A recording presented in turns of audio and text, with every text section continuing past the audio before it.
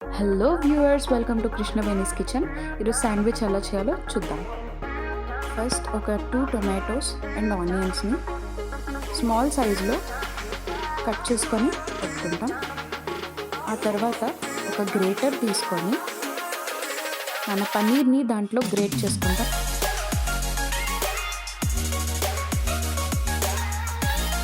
ఇప్పుడు 1 or 2 క్యారెట్స్ని తీసుకొని small size క్యారెట్స్ని great చేసుకుంటాం అన్నమాట.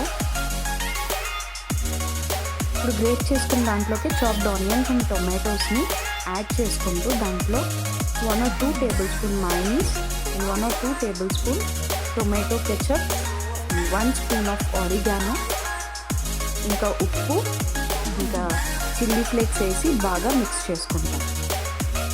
ఇప్పుడు గ్రీన్ చట్నీ ఎలా చేయాలో దాని ఇంగ్రీడియంట్స్ ఏంటో చూద్దాం.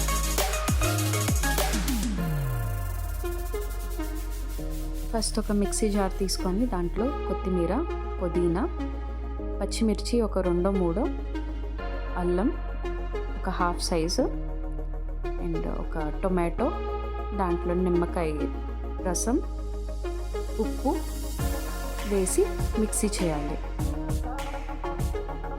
ఇప్పుడు ఒక బ్రెడ్ తీసుకొని 1 సైడ్ మనం గ్రీన్ చట్నీని అప్లై చేసుకుంటాం. అండ్ మనం మిక్స్ చేసుకొని పెట్టుకున్న పన్నీర్, ఉల్లిపాయలు, నెక్స్ట్ క్యారెట్, ఇది మిక్చర్ ఏదైతే ఉందో అది ఒకవైపు వేసి అండ్ ఇంకోవైపు టొమాటో కెచప్ని అప్లై చేసుకొని పెట్టుకుంటాము. సో దీన్ని అప్లై చేశాక మన బ్రెడ్ రెడీ అయిపోయినట్టే. దాని మీద మనం బటర్ రాసుకొని అలా కూడా తినేయచ్చు, ఆరెల్స్ మనం గ్రిల్ కూడా చేసుకోవచ్చు. సో ఇప్పుడు మేము గ్రిల్ శాండ్విచ్ చేస్తున్నాం అన్నమాట. చూసారు కదా గ్రిల్ అయ్యాక ఎంత యమ్మీ ఉందో. సో సింపుల్ కదా, చూసారు కదా మా హెల్దీ శాండ్విచ్ ఎంత ఫాస్ట్గా రెడీ అయిపోయిందో. సో ఇప్పుడు మీరు ట్రై చేసి మా కామెంట్ సెక్షన్లో చెప్పండి ఎలా ఉందో.